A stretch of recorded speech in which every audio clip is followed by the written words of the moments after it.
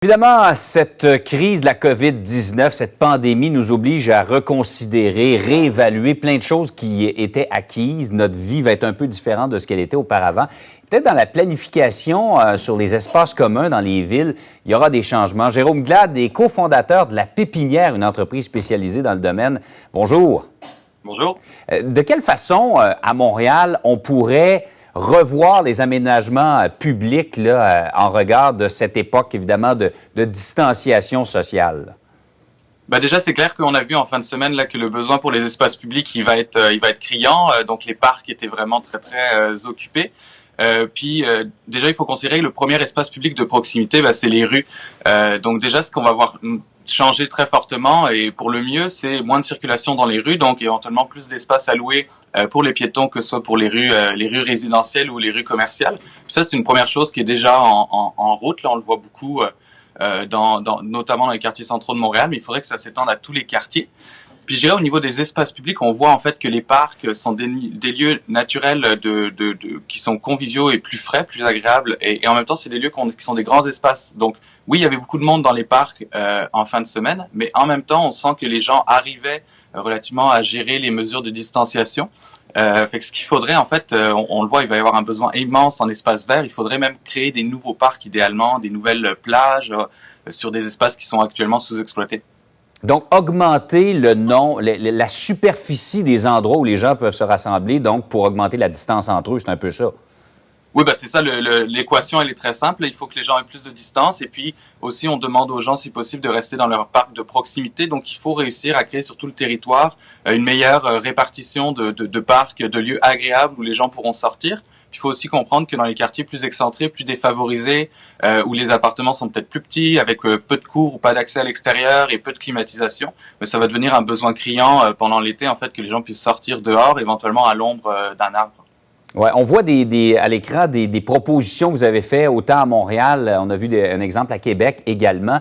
On peut dire qu'après cette pandémie-là, va falloir revenir à des villes, je sais que la formule a déjà utilisé, mais davantage à échelle humaine.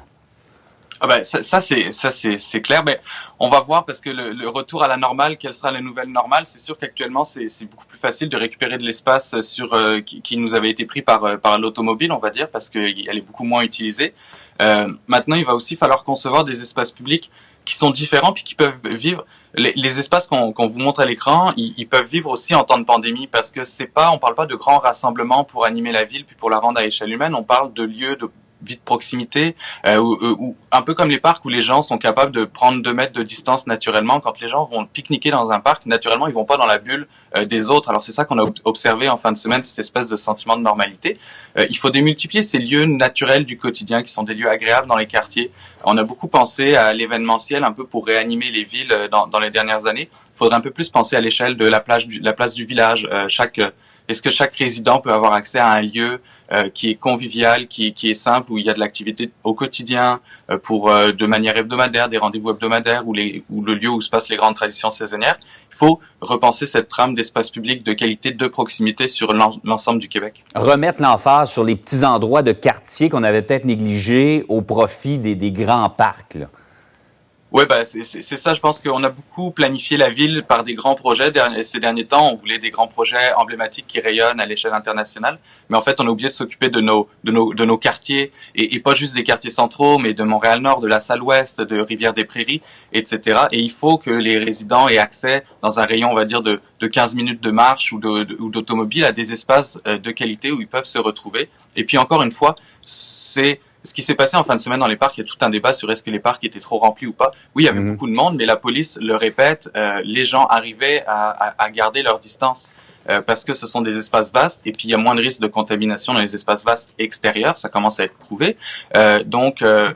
C'est quelque chose sur lequel on peut tabler. Puis pour l'après Covid, bien sûr, c'est quelque chose que nous on prône beaucoup parce que l'accès à ces espaces de proximité donne une échelle un peu plus villageoise à nos villes, donc ça ramène une échelle plus humaine, plus de voisinage, etc. C'est vraiment l'image de la place du village, le lieu où les gens vont se retrouver puis croiser leurs voisins. Il y a peu d'aspects positifs à cette crise-là, mais peut-être que c'en est un, ça va nous aider à repenser nos villes. Jérôme Glad, merci d'avoir été avec nous.